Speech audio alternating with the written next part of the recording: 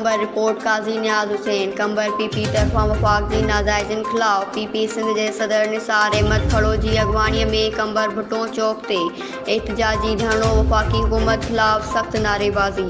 कंबर पीपी तरफां वफाक जी नाजायज़नि खिलाफ पीपी सिंध के सदर निसार अहमद खड़ो नादिर मंगसी ज़िले सदर कंबर अली गोपांग कंबर तालका सदर रईस शाह गाजी खान मुंगेरी एजाज अहमद शेख की अगवानी में भुट्टो चौक ते धरणो हणी वफाक खिलाफ सख्त नारेबाजी कई वई। उन मौके ते कारकुननि सां खिताब कंदे निसार अहमद खड़ो मीर नादिर हुसैन मंगसी कमरुद्दीन गोपांग रईस शाह गाजी खान मुंगेरी ऐं ॿियनि खिताब कंदे चयो त वफाकी सरकार सिंध सां माठीले माव वारो सलूक करे रही आहे।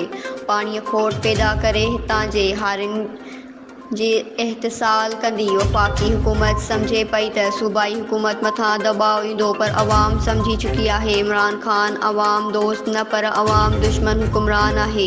हुननि चयो त वफाक खां सिंध जा हक़ आइन तरीक़े सां वेढ़ी वठिबा। न्यूज़ सिंध एक्सप्रेस न्यूज़ कंबर।